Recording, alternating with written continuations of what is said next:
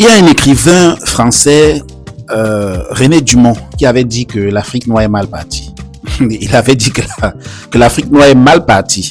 Je ne sais pas ce que ça voulait dire parfaitement, l'Afrique noire est mal partie, mais j'ai l'impression que ça, au fur et à mesure qu'on avance, on a l'impression aussi de bien comprendre ce que pouvait vouloir dire René Dumont en disant l'Afrique noire est mal partie. L'Afrique noire est mal partie, ça peut vouloir dire quoi? Point d'interrogation.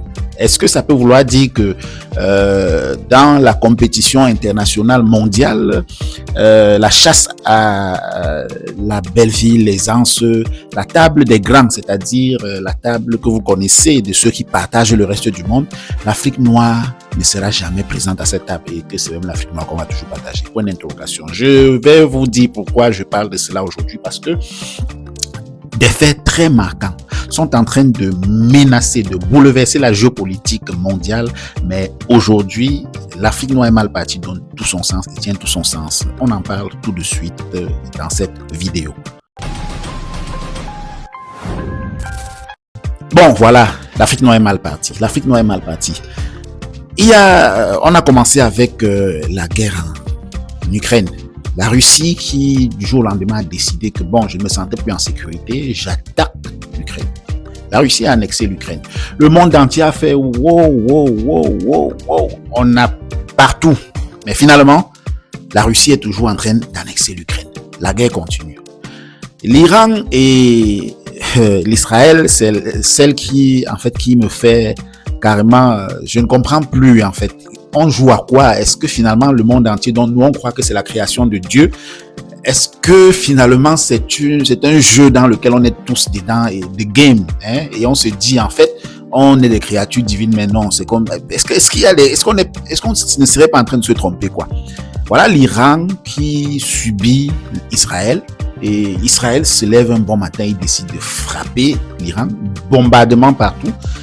L'Iran réplique. Et voilà, les États-Unis, la table des géants, comme on dit, les géants qui sont en train, voilà, on s'agite, pour finalement que, après, c'est les États-Unis qui vont décider de la guerre, là. Regardez, ouvrez, scratch your eyes and look well, hein? Regardez bien. Ma question est la suivante. Pourquoi est-ce que quand les choses se passent comme ça, les Africains ne voient pas? Moi, j'ai l'impression que, peut-être il faut juste qu'on bavarde beaucoup, hein, parce que est-ce que je suis le seul à ressentir que c'est le bon moment pour les Africains de sortir de tout, de profiter pour taper aussi la main sur la table là, par rapport à 2 ou 3 choses. Par exemple, de décider de sortir de tous les traités, accords internationaux qui ne mettent que les Africains, qui ne concernent que les Africains là. Je parle de la Cour pénale internationale où on ne juge que les présidents africains. Pourtant, c'est pénal international et c'est censé être tout le monde entier.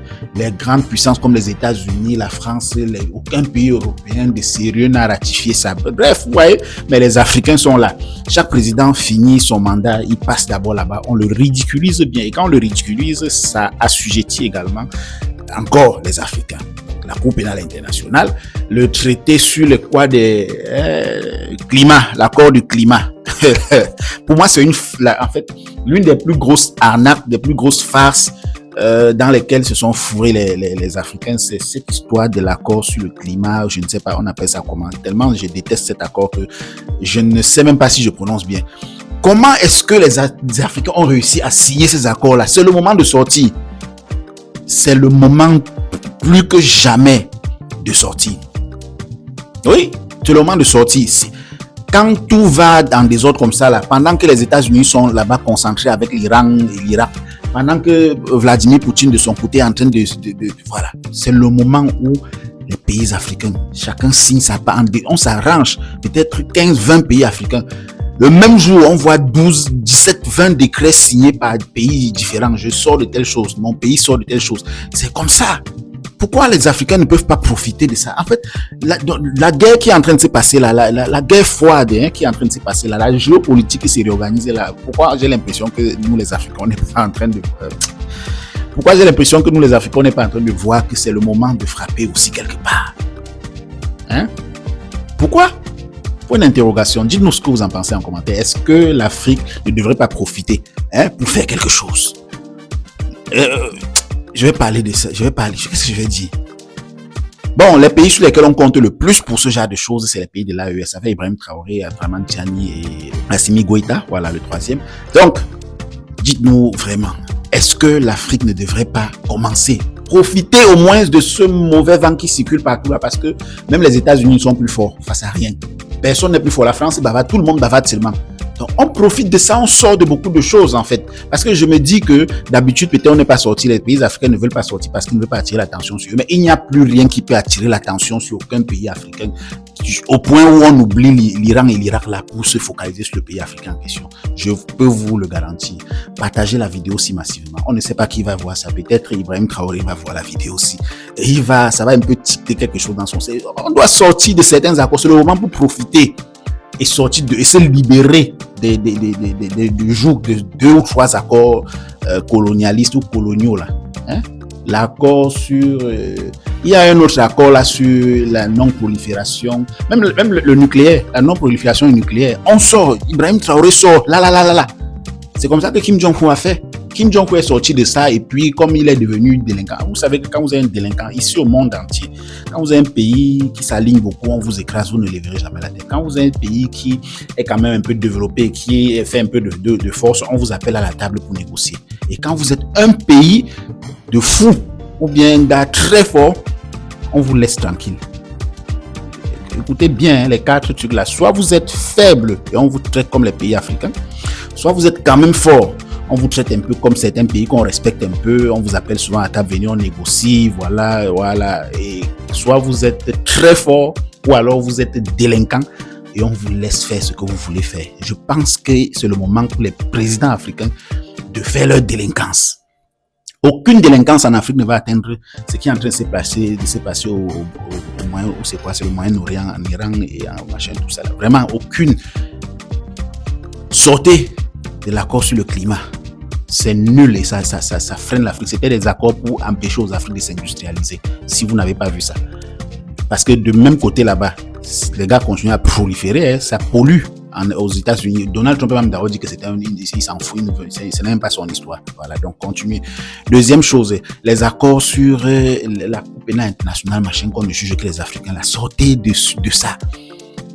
Il y a un autre traité où on dit qu'on ne doit pas faire la prolifération de l'arme nucléaire. Sortez, créons notre nucléaire en Afrique. Créez le nucléaire.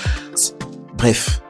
4e chose, il y a une histoire qu'on dit que les bombes, on ne peut pas, mine antipersonnelle, là, interdiction. Les États africains ont tous signé, sauf le Maroc et l'Algérie et l'Égypte. Tous signé que non, on ne va plus utiliser les mines antipersonnelles. Tous. Pourtant, que ce soit dans le Sahel, que ce soit au Boko Haram au nord du Cameroun, dans la partie nigériane frontalière au Cameroun, c'est les mines antipersonnelles que les terroristes utilisent, mais les armées souveraines ne peuvent pas riposter avec les mines antipersonnelles. Vous voyez? Et les terroristes là, c'est les qui? Point d'interrogation. Les terroristes là, c'est qui? Point d'interrogation. Dites-nous ce que vous en pensez en commentaire. C'est toujours avec un grand plaisir que nous vous lirons. C'est avec un grand plaisir que nous vous annonçons également que nous avons notre chaîne WhatsApp et nous vous exhortons à aller vous abonner à travers le premier commentaire et la description de cette vidéo. N'oubliez pas de mettre de vous abonner sur la page YouTube parce que nous faisons des vidéos comme celle-ci, des fois des coups de gueule, des fois des vidéos très instruites. D'ailleurs, presque toutes nos vidéos sont très instruites et traitent des informations encore fraîches, la politique, la géopolitique africaine. Bon, dites-nous ce que vous en pensez en commentaire. C'est toujours avec un grand plaisir que nous vous faisons des vidéos comme celle-ci. On va se dire, abimte pour le moment.